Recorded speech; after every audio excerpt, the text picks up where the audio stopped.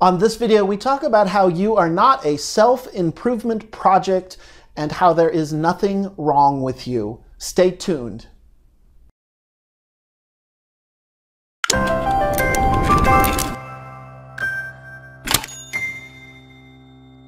Welcome to the New Love Addiction. I'm Alan Robarge, a relationship coach and a psychotherapist. Let's talk about our self-worth. Let's talk about how we orient to ourselves, and let's talk about our identity. Many of us have had some experience in life that has left us wounded. Many of us then have some symptoms and behaviors that we point towards these symptoms and behaviors and we say, well, this is getting in the way, this is not helping me. And in fact, it is influencing my maturity, has influenced my development, and it influences how I create relationships. So we take that information, the reality that as a human being, there are going to be some obstacles to living life and to maturing and to growing up, and we take the reality of that history and we internalize it and create a narrative around it. And the narrative that we create is that there is something wrong with me. Or to rephrase it, there is something wrong with you. When we believe this, we start going down a rabbit hole of trying to figure out what is wrong with me and how can I fix it. And I can only continue to stay in that rabbit hole and pursue this crazy pursuit if I continually reinforce that there's something wrong with me. Now, how do I continually reinforce that there's something wrong with me?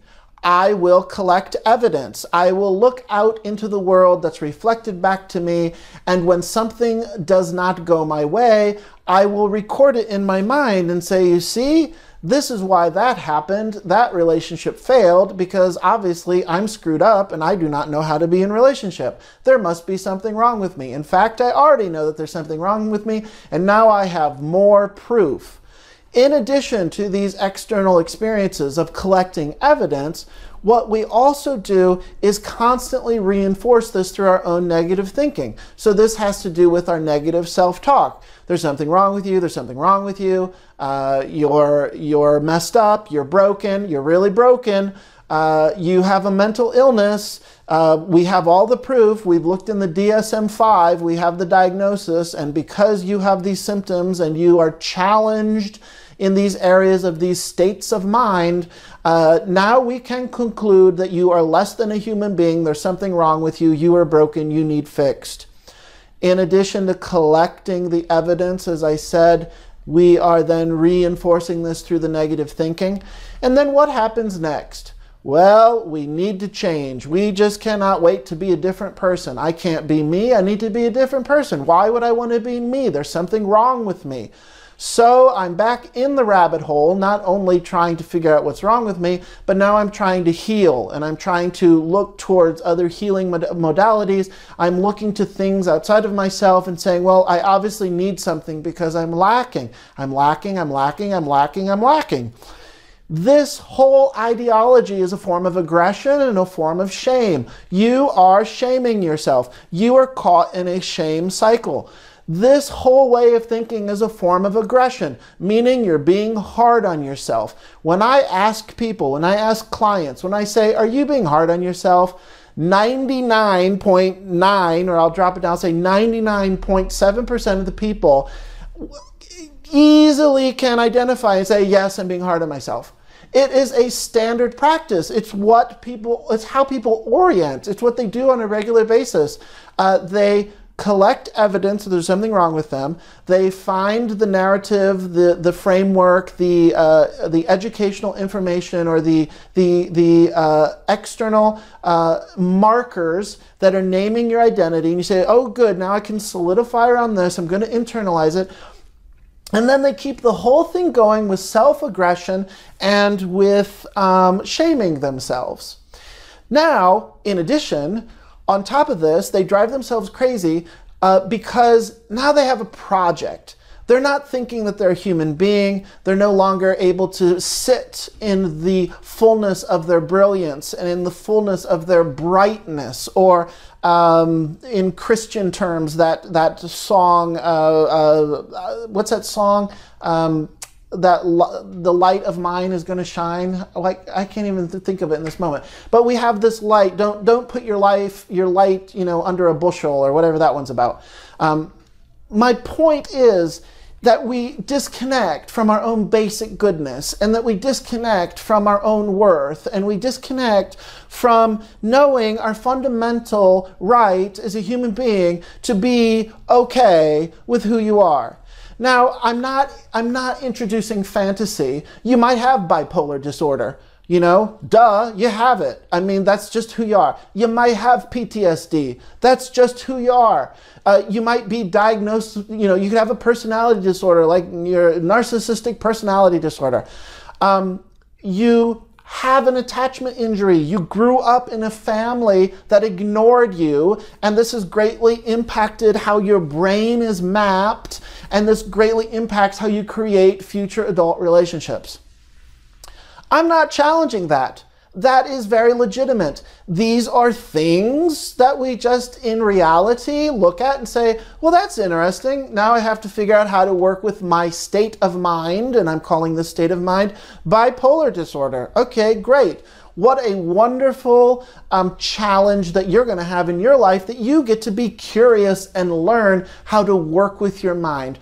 Or if you have attachment injuries, you have an attachment trauma, we can say, well, how wonderful for you. You get to be curious, and you get to work with what does it mean as a human being to stay curious and to evolve and mature and grow, and work with the experience when an attachment trauma gets activated in your life.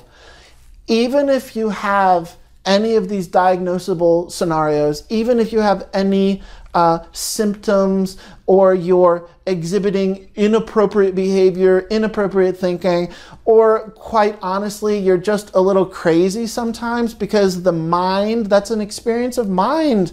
We just call it extreme states. Everyone has extreme states to one degree or another.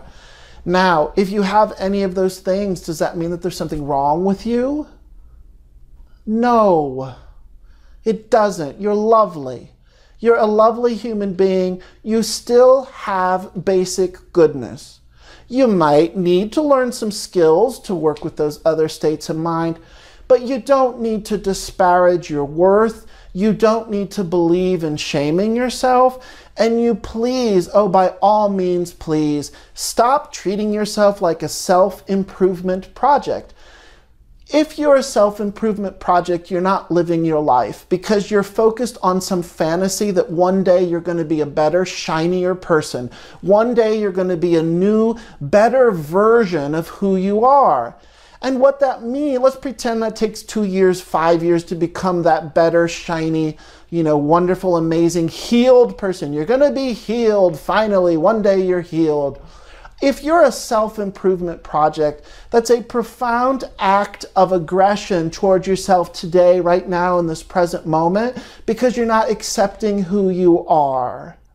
So let's begin, please, to accept who you are. There's nothing wrong with you. You might have suffering, that's true. You might be in pain, that's true. You might need to learn some new skills to mature and grow up and work with your woundedness. Well, that's your lot in life. That's what you're going to experience. And while you're doing it, you can connect with, drop into, and know your goodness. There is nothing wrong with you. You're lovely. Stop telling yourself the story that you're broken and that you need to be fixed. And in this moment, it makes me want to cry.